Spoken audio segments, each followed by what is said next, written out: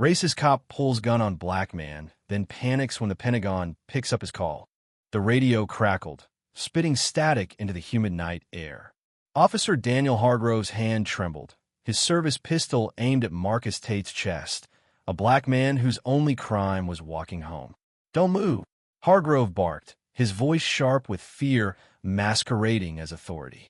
Marcus stood frozen, hands raised, his heartbeat thundering in his ears, the alley's grime and flickering streetlights framing a moment that could end his life. It was supposed to be a routine patrol in this quiet, mostly black neighborhood. Hargrove, a 15-year veteran, had always prided himself on keeping order. But his version of order was colored by prejudice, a lens that saw every black man as a threat. Marcus, a 32-year-old engineer, was heading home from a late shift, his backpack slung over one shoulder, earbuds blasting jazz. He hadn't heard Hargrove's initial shout to stop, hadn't seen the patrol car creeping behind him. Now, he faced the barrel of a gun, the officer's eyes wild with suspicion. "Why you out here so late?" Hargrove demanded, his voice rising. "What's in the bag? You hiding something?" Marcus's mouth went dry. He knew the script any wrong word, any sudden move, and this could end in blood. "I'm just going home, officer," he said, slow and steady, his voice a lifeline. "I work at the tech firm on 5th. My ID's in my pocket."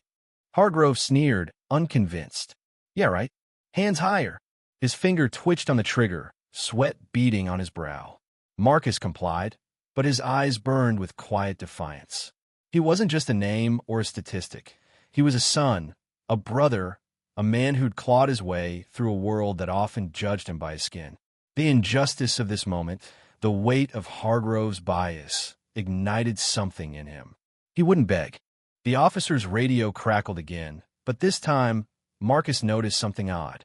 Hargrove's free hand fumbled for the radio, his thumb accidentally hitting the emergency broadcast button. A voice, calm and authoritative, cut through the static. "This is Pentagon Defense Command. Identify yourself." Hargrove froze, his face paling. The Pentagon? How? His radio wasn't supposed to connect to a military frequency. Marcus's eyes widened slightly, recognized the voice. It was Colonel Amanda Pierce, a client he'd worked with on a secure tech contract last month. His firm had installed encrypted comms for her team. By some glitch or miracle, Hargrove's radio had patched into a secure line. "Who's this?" Hargrove stammered, his gun still trained on Marcus. "This is a police matter." The voice on the other end didn't waver. "Officer, you're broadcasting on a restricted federal channel. Lower your weapon and state your badge number." Now, Hargrove's bravado crumbled. His hand shook harder, the gun wavering. Marcus saw the panic in his eyes, the realization that this wasn't just another night of unchecked power. Someone was listening, someone with authority far beyond his. Marcus seized the moment. "My name is Marcus Tate," he said, loud enough for the radio to catch. "I'm an engineer with Cyber Tech Solutions. This officer's threatening me for no reason. I'm unarmed."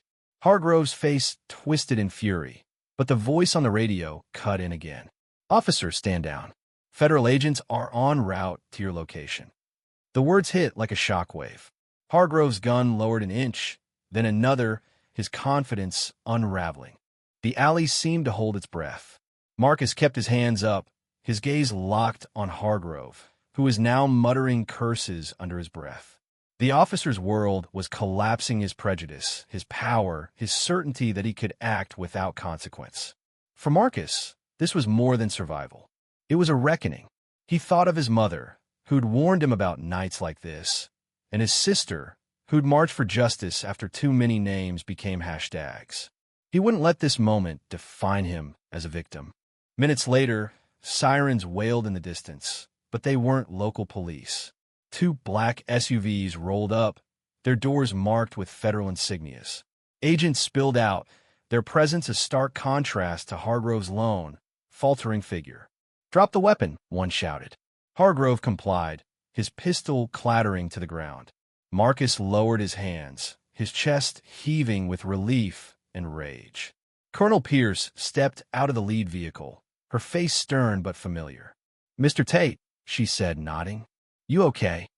He nodded back, words failing him. Hargrove was cuffed, his protests drowned by the agent's commands. The radio glitch had exposed him, not just to the Pentagon, but to the truth of his actions. As Marcus watched the officer being led away, he felt a flicker of hope. The system was broken, but tonight it had cracked just enough to let justice peek through. In the days that followed, Marcus's story spread. The radio incident became a symbol of freak accident that forced accountability. Hargrove faced charges, his badge stripped, his prejudice laid bare for the world to see. Marcus didn't celebrate. He went back to work, to his life, but he carried the moment with him. It was a reminder that change, however small, started with surviving nights like these. And maybe, just maybe, with enough voices rising, the world could learn to see him not as a threat, but as a man. Thank you for listening. If you find it interesting, please like and subscribe to follow the next stories.